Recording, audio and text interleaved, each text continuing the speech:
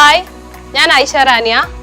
ഇന്ന് ഞാൻ വളരെ ഒരു വെറൈറ്റി റെസിപ്പി ആയിട്ടാണ് വന്നിരിക്കുന്നത്.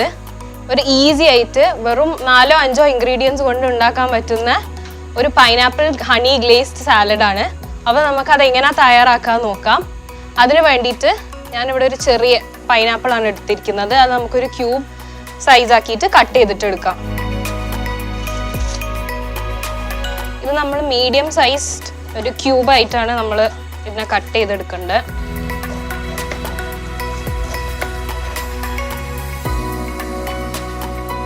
ഇതിനെ നമുക്കൊന്ന് വാഷ് ചെയ്തിട്ടെടുക്കാം. ക്യൂബാക്കിയിട്ട് കട്ട് ചെയ്തെടുക്കാം.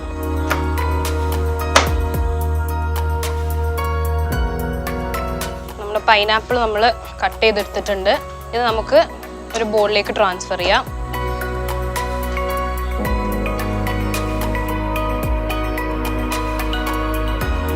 ഇനി നെക്സ്റ്റ് സ്റ്റെപ്പ് എന്താ വെച്ചിട്ടുണ്ടെങ്കിൽ നമുക്ക് ഈ പൈനാപ്പിൾ സൈഡിലേക്ക് മാറ്റി വെക്കാം. നമുക്കൊരു ബ്ലെൻഡർ എടുക്കാം. അതിലേക്ക് നമ്മൾ ഒരു വലിയ പച്ചമുളക് ഞാൻ 2ആയി കീറിയതാണ്, അതിടുക. 2-3 മല്ലിയില. നെക്സ്റ്റ് ഗാർലിക്കാണ്. ഇതൊരു 3-4 അല്ലി വരെ നമുക്ക് എടുക്കാം. ഞാനിവിടെ എടുക്കുന്ന ഒരു 4 അല്ലിയാണ്. അതേപോലെ ലാസ്റ്റ് ഇൻഗ്രീഡിയൻറ്റ് സോൾട്ട്.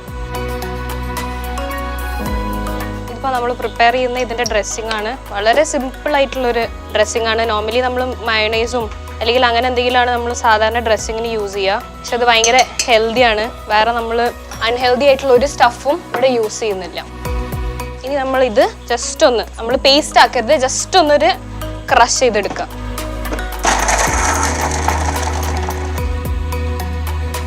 അതായിട്ടുണ്ട്, ക്രഷ്ഡ് ആയിട്ടുണ്ട്. നമുക്ക് ഇത് ഈ ബോളിലേക്ക് ട്രാൻസ്ഫർ ചെയ്യാം. ഇത് പച്ചമുളക് അല്ലാതെ തന്നെ നമുക്ക് നമ്മുടെ കാന്താരി മുളകില്ലേ, അത് യൂസ് ചെയ്താൽ നല്ല ടേസ്റ്റ് ആയിരിക്കും. അപ്പോൾ അതും നമുക്ക് അതിലും ട്രൈ ചെയ്ത് നോക്കാം. ഇനി ഇതിലേക്ക് final ingredient 1 teaspoon honey. Honey വേണ്ടെങ്കിൽ നമുക്ക് അവോയ്ഡ് ചെയ്യാം. ഇനി ഇത് നല്ലോണം ഒന്ന് ടോസ് ചെയ്ത് കൊടുക്കാം.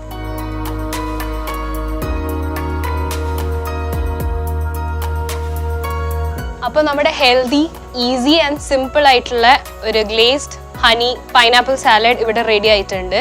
നിങ്ങൾക്ക് എല്ലാവർക്കും ഇഷ്ടപ്പെട്ടു എന്ന് വിചാരിക്കുന്നു. നിങ്ങളുടെ ഫീഡ്ബാക്ക് എന്നെ അറിയിക്കുക. അടുത്ത എപ്പിസോഡിൽ നമുക്ക് പുതിയൊരു ഡിഷുമായി വീണ്ടും കാണാം. Till then bye.